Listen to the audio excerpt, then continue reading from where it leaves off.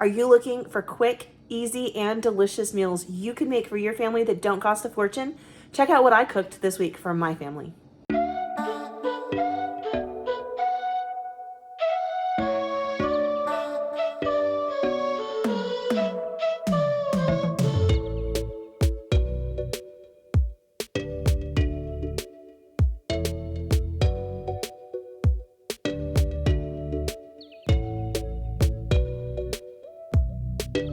Hey friends, welcome back to This Homemade Life. If you are new, I am Courtney and I do a lot of food related content on my channel.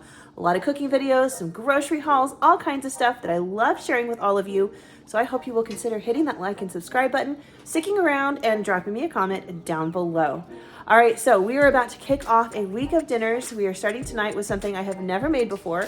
I have never eaten before, but I have seen on a number of people's YouTube channels. I did not write down their recipe, so I'm just gonna kind of wing it based off of what I think I want and what I think is in it, and I think it's gonna be fantastic. I am super excited.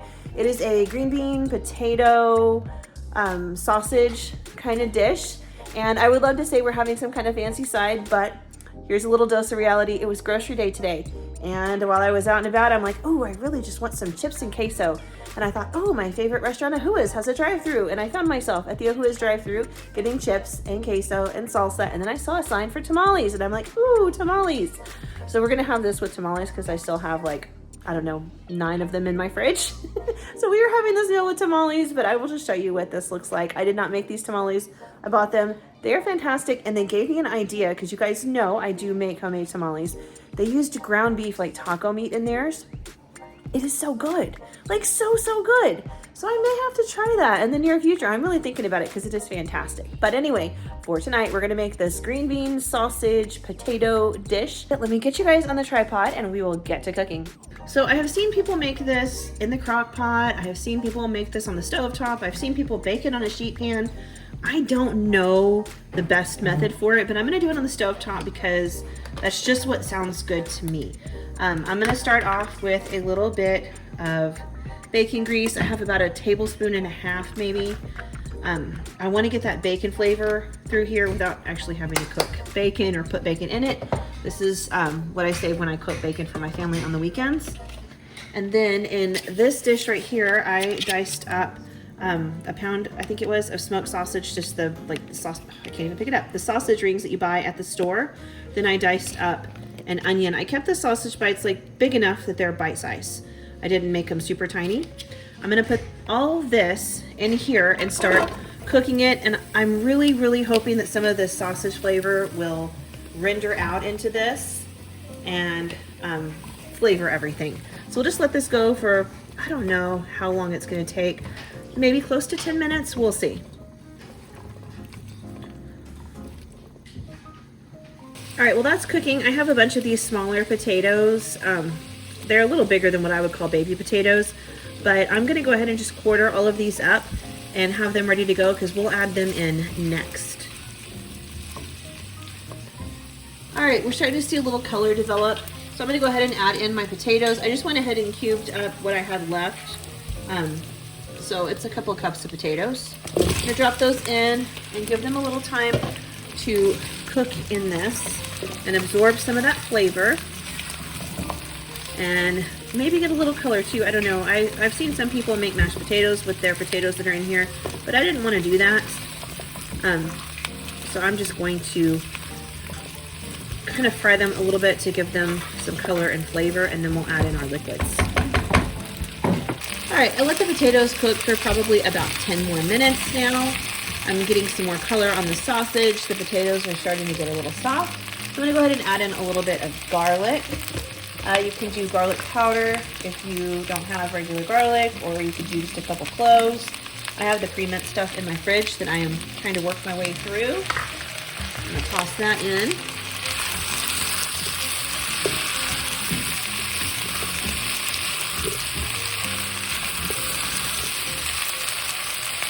And then we're gonna add in some green beans. I'm using canned green beans, and I'm keeping the liquid and everything, just pouring it right in. I'm going back and forth between whether I need 2 or 3 cans. So currently I have opened 2, but I have a 3rd on standby. Let's see how this looks.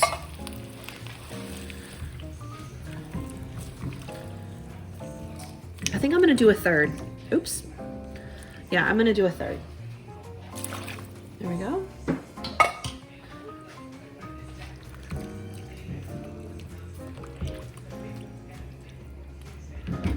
All right, now I want to add in some chicken bouillon. I've just got this stuff. This is what I really like. And I'm going to add in maybe about a cup of water because I'm a little short on what I think I need. But that is to also season all the green bean liquid that we put in there. All right, we'll just stir this around.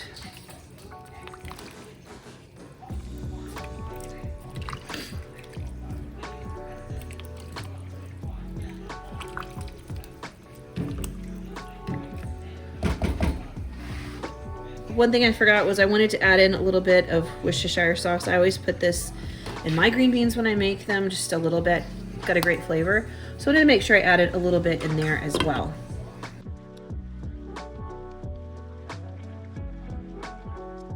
All right, friends, it is time for another meal, and tonight we're going to be making burrito bowls or taco salad, whatever you want to call them. So I'm going to start off by making a little bit of rice. I would like to have some of the cilantro lime rice that's so popular.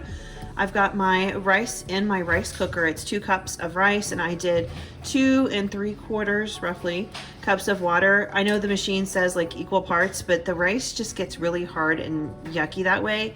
It's not good for leftovers, so I just went ahead and did it the way that I know works best, which is to add a little bit of extra water.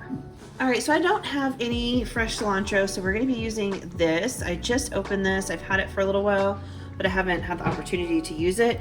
And because it's not fresh and it's dried, we wanna put it in with the water so that it has a chance to rehydrate. So I put in maybe a teaspoon. I love the flavor of cilantro, so for me, that's a great amount. If you don't love cilantro, that might be a little bit much for you. You might want to cut it back.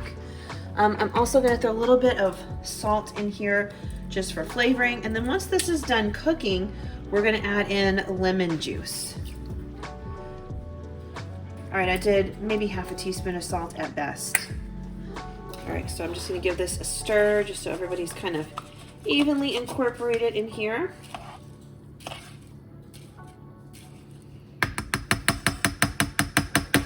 And then I'm gonna let this cook, and this rice cooker actually takes a while. It'll probably be about 45 minutes before this is done. All right, to go with these taco salad burrito bowls, I'm just gonna cook up some taco meat. So I've got about 2 pounds of ground beef in my skillet, and I'm gonna just crumble this and let this cook until it's done, and then we will season it. I do not use taco seasoning. I am not a fan. I don't love the flavor. And typically when I go eat at a Mexican food restaurant, like a real one, not Taco Bell or something, they don't season their meat with taco seasoning. That's not what it tastes like there. So I kind of prefer doing something a little bit more like what I get at restaurants. So we'll season it that way as soon as the meat is done cooking. Okay, so I have my rice and my ground beef cooking. I'm gonna go ahead and open up a couple of cans of these chili beans. This is just the Walmart version of ranch style beans. I'm just gonna heat these up in the microwave. I don't do anything special with them. I also have some queso that I bought at a local restaurant because I was out buying groceries and I wanted some chips and queso. And I have some salsa from that restaurant too because I was there, and why not? So I'm gonna put that out. I'm gonna put it, they gave it to me in styrofoam containers. I'm gonna transfer it to glass dishes for reheating and get that ready to go. I've already chopped up some lettuce, and I don't do tomatoes because we have salsa. So I won't do any of that. I've got some chips, I've got some cheese, and I will make some guacamole, which I showed not too long ago on my channel. Avocados, salt, pepper, lime juice, salt, garlic, that's about it. So I will throw all of that together, and then I'll finish the meat, and hopefully the rice will be done about that time, and we will have dinner. Okay, my beef has finished cooking. I'm gonna go ahead and season it and then let it kind of cook in the skillet a little bit longer with some water. So I'm gonna start off by adding some salt. And we're gonna add some pepper.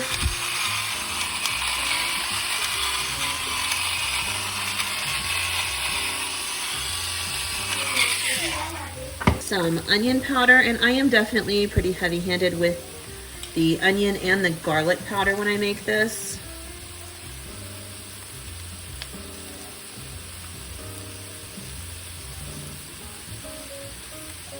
I probably did about half a teaspoon. And now I'm going to add in garlic powder. Same thing. Very heavy-handed. And then I like to add a little paprika in mine.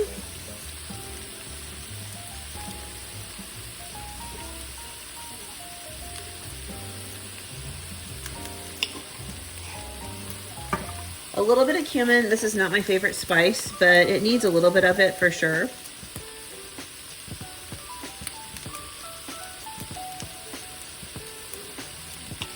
And then finally some chili powder.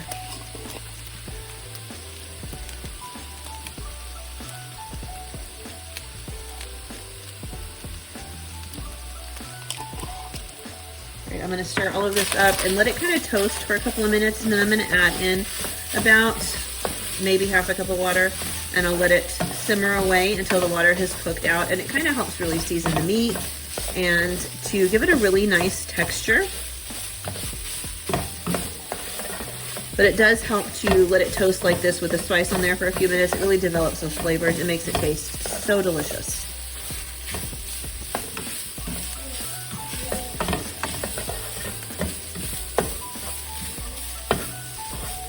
As you can see, I've let this cook for a couple of minutes and it toasted and developed a little more color, which is perfect. It's called the Maillard effect when meat browns in a skillet, and that is what is happening because I got all the grease out and I seasoned it. The spices kind of help it to toast up like that.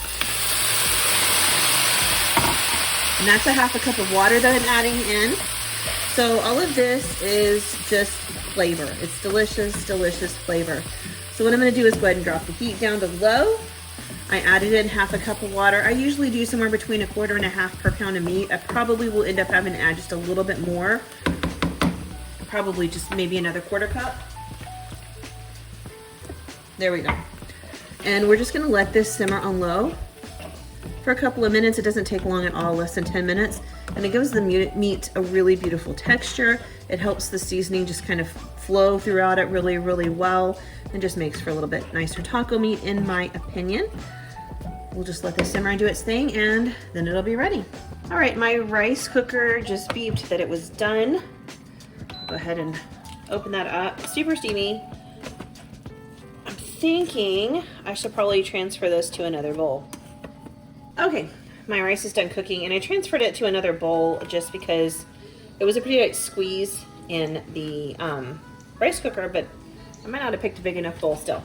The trick to cilantro lime rice is cilantro and not lime, but lemon. I have like a tiny, tiny bit left in here. And then I went ahead and opened a new one. You want to do a couple of tablespoons. If you like the extra flavor, then you want to do a couple of extra tablespoons. It really is kind of one of those, I feel like, make it how you like it, you know? I'm going to stir this around and wish I had gotten a bigger bowl because, wow, that's a tight fit.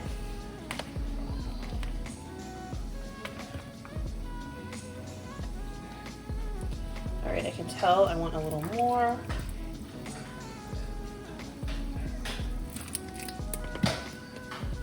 Stir that around a little bit more, and that's really all there is to it.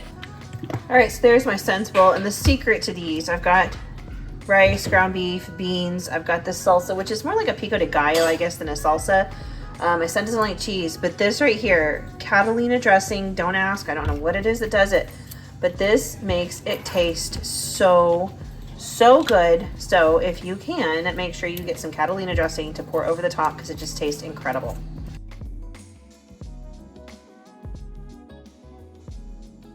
Hey friends, it is time to get back in the kitchen and get started on dinner for tonight. It is actually lunchtime right now, but we've got to let this coleslaw sit for a while in the fridge, so we are going to get that going right now. Super simple. I will link a traditional recipe down below because I'm just kind of winging it for a small batch. That way you guys can make like a full-size batch at home. Same idea, just bigger measurements. We're going to serve that on a barbecue sandwich. I've got a pork tenderloin, came pre-marinated. I'm gonna try cooking in the air fryer. Never done it before. I'm anticipating I'll be slicing or chopping the meat up, which I'm okay with. I'm hoping it'll give a little texture on the outside. We'll see, but we're gonna put some coleslaw on that sandwich, and then we're gonna put, what are they? Crispy fried onions. I thought it'd be really, really delicious. So we flip you guys around and let's make some coleslaw. Okay, coleslaw is actually really easy to make. I've got some mayonnaise right here. And to that, you're just gonna add a couple of things. One of them is the vinegar. A lot of recipes call for apple cider vinegar, and I think that's more traditional, but I just kind of find it has this really weird aftertaste that I don't love. So I've been using rice wine vinegar in my coleslaw for a while now, and I really like it. It's a nice, sweet, mild tang that I think is just absolutely perfect. So I added a little bit of that. Then I'm gonna put in, you can put in celery seed. I don't have any, but I do have celery salt. So we're gonna do some celery salt. Then we're gonna toss in just a little bit of onion powder.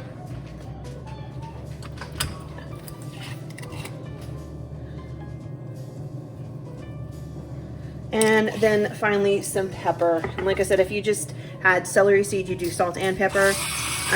There was salt in my celery salt.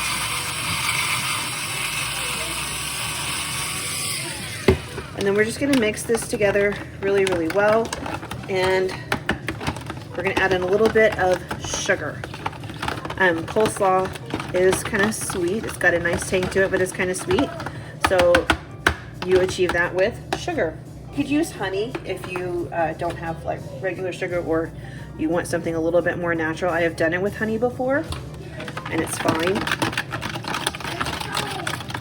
I'm just making a small batch. I'm gonna put it on everybody's sandwiches, but the only person in my house that likes to eat coleslaw just to eat it is my husband. So I'm not looking to make a whole ton of this, just a little bit. All right, I'm gonna taste it. Oh, that's nice. All right, so now to this bowl, we're gonna add in our coleslaw mix. I buy this at the store. I got this from Sam's Club. It was $1.98 for a 2-pound bag, which is a really good deal. So if you have a Sam's Club membership, you might consider checking out that deal if you make coleslaw, or like I put this in stir fries and stuff too, because it's really just cabbage and carrots. So it's really kind of multi-purpose, and it lasts for a while in the fridge too. All right, so this will wilt down a bit throughout the day. So I'm gonna put in what looks like a whole lot, and then there won't be quite that much at the end of the day. Now for my coleslaw, I've done the same thing for years. I just pop a lid on it and shake it up. And then I will kind of shake this up all day long to make sure that the dressing sinks down through all of the cabbage and the carrots and stuff, and that'll kind of marinate it, give it flavor, make it a little softer. So we'll just leave this in the fridge. All right, friends, I'm about to get started cooking the main part of the meal. It is a pork tenderloin. I buy these at Market Street. They put them on sale quite a few times a year, $5 each. They have plain ones, they have marinated ones. I use them for a lot of different things just randomly, and it's something that we can easily throw on the grill. But tonight I'm doing something different. I'm gonna put this in my air fryer. I have never done that, but I do wanna start cooking more meat in my air fryer. I do like a lot of frozen chicken strips or French fries. I do a lot of vegetables in my air fryer, but I don't cook a ton of meat in there, and I see people do it and it comes out just beautifully with that nice crispy exterior. So I want to kind of get better at it, and the only way to do that is to just kind of jump in and do it, right? So I'm going to, I have one of those probe thermometers that has a long cord, attaches to a base. I'm gonna put that in here, and I'm gonna bake this guy at 350, and I'm gonna start it off, I don't know. I think I'm gonna start off at 30 minutes. If I was gonna bake it in the oven, I'd probably cook it about 30 minutes, maybe 20, I don't know. I'll do 30, because if the thermometer goes off, then, whoops, it's upside down. If the thermometer goes off, then I know it is done. Now this one's pre-seasoned apple bourbon, which to me was like, oh, okay, perfect barbecue. That's what I wanna do with it, is make a barbecue sandwich. Got coleslaw that I just showed you guys. So if you don't have one that's pre-seasoned, I will link a homemade barbecue seasoning mix down below that you guys can throw together with just like regular spices you have in your kitchen. Also, you could just brush some barbecue sauce on the outside too. That's totally what I would do. Honestly, what I would do is throw this in the crock pot, but like I said, I want to try something different, and I anticipate slicing this more like a lunch meat than shredding it. So let me get my thermometer out and we'll get this going in the air fryer. All right, so I'm gonna get this open first, and then this is my thermometer. I will link one similar down below. I just got this from Amazon, and when I got it, it was really, really reasonably priced, but I've had it for quite a few years now. So I will link something similar because I don't know if I'll be able to find this exact one, but I love it. It's so convenient. I use it when I'm cooking things in the oven. I use it when I'm cooking things like this. It's got a nice long cord, so I can really just let things go and not have to worry about it, and the alarm will sound off whenever it hits temperature. I can set it for different types of meat and stuff, so it really is what I would consider like one of the handiest kitchen tools, just because it kind of keeps you from overcooking things. It lets you do a really thorough job.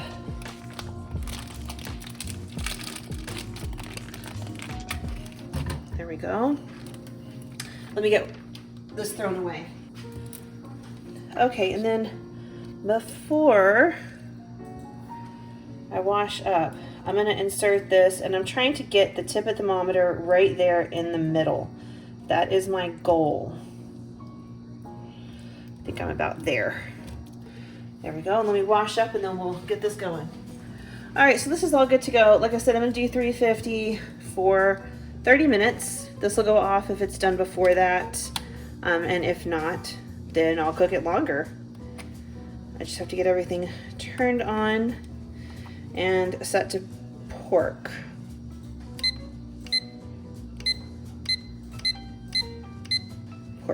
Okay, so mine is stuck in Celsius, and I don't know why. Like I said, I've had this for quite a few years. It is stuck in Celsius, but that's really not a big deal because it'll still just tell me when it's done. I just put it on the pork setting, so it's just going to do, when pork hits 76 degrees Celsius, the alarm will go off. So I've done that, and I'm gonna pop this in and let it bake. All right, so there is my pork tenderloin out of the air fryer. I haven't cut it open yet, but it smells good, and it has like a nice crusty exterior, so I'm super excited because I think this has worked out the way I wanted to. All right, so that sliced up absolutely beautifully. I did taste a piece. The flavor is amazing. I love the crispy exterior, and I let it set for like 35 minutes or so that I wouldn't like lose all my juices and stuff, and it is nice and juicy and tender and just everything I wanted it to be. I am not going to chop this up. I am simply just going to slice or leave the slices like they are and put them on our sandwich. The flavor is so good. I've got my coleslaw, and I'll pull out some crispy fried onions, and I think we're going to have the perfect sandwich.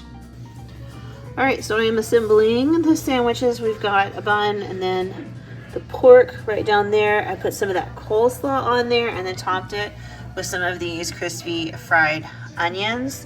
And we'll just pop a bun on top like that. And dinner is served.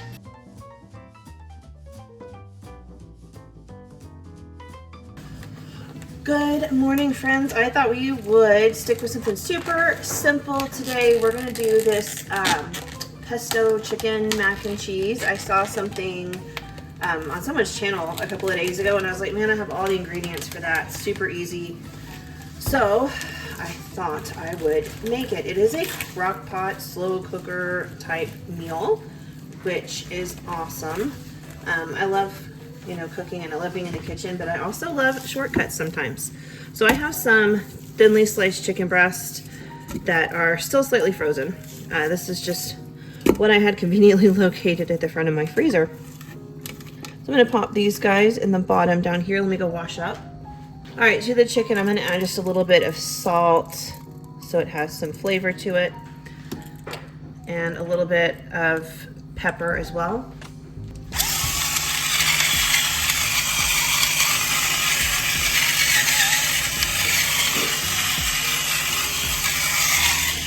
And then to that, I'm gonna put some pesto on top. I just have store-bought pesto from Sam's Club. You can make your own.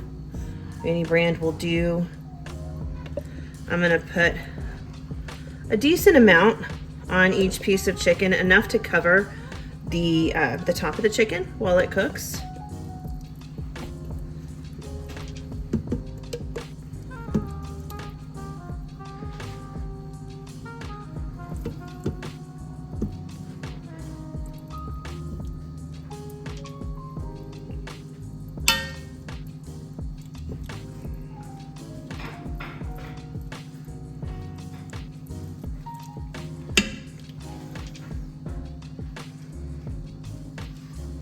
See if I can shake this out. This is pretty thick. So this is the last of my pesto, so don't worry if I double dip in here with the chicken spoon, it's fine. There we go.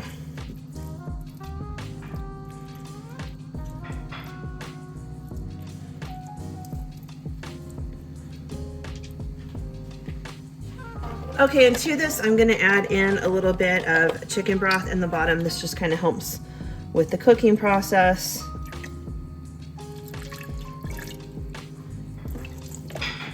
Maybe about a half cup in total, not much at all, just enough liquid to kind of keep everything nice and juicy in there. And I'm gonna put the lid on and I'm gonna cook this.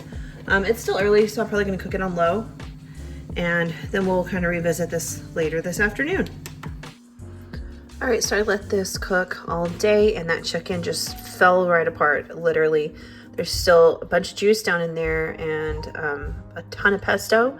So we're gonna use that to flavor our sauce here in a minute. But first, I'm going to boil some water on the stove and boil up a package of noodles. All right, so this is the pasta that I'm gonna do. It's just like a ½ pound of pasta. I don't think I need more than that really. So I'm gonna get this going here in just a second. I also shredded up a little small block of mozzarella and a little bit of Parmesan. I just cut a little wedge off my big block of Parmesan and threw it in the, I have one of those like rotary grater things. Just threw it all in there and got that shredded and ready to go. And then I did bake some no-knead bread today. I'm gonna serve that on the side with a little bit of butter, and I'm gonna throw some fresh spinach in here in just a little bit too. All right, so I'm gonna go ahead and get this sauce heating up and the cheese melting while our pasta boils.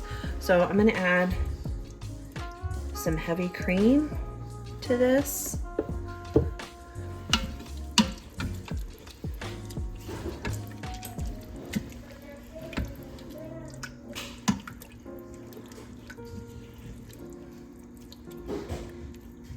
And then I'm gonna throw in that cheese. I don't know if I'll use all of it or not. What I don't use, I will just toss in a zip top bag and save it for pizza night or something. It'll be a great cheese blend. We'll see, I don't know, I might use it all. Who doesn't like it extra cheesy?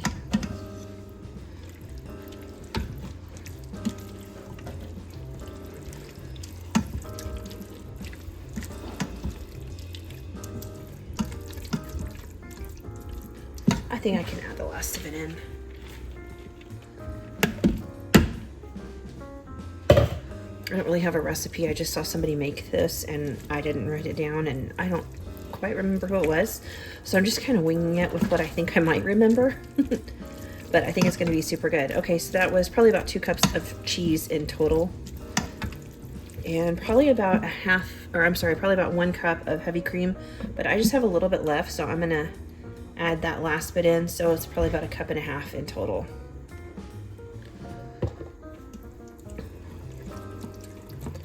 Stir this around. It smells so good.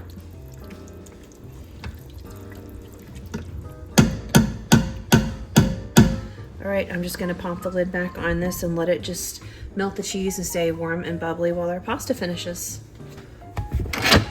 So I almost completely forgot. I did want to throw some spinach in here just to kind of add a little, I don't know, nutritional value to this. The only vegetable in here is the basil and the pesto, so let's try to add a little something extra. I'm just gonna toss in what looks like a lot, but we all know spinach wilts down to pretty much nothing. We'll just stir that around, get it down in that creamy sauce.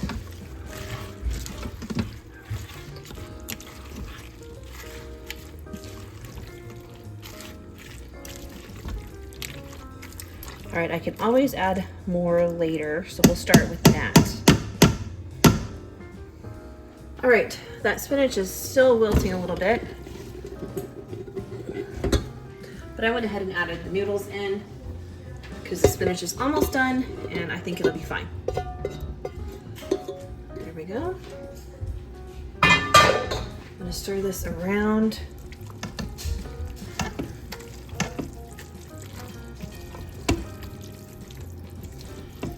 Those are teeny tiny little noodles in there.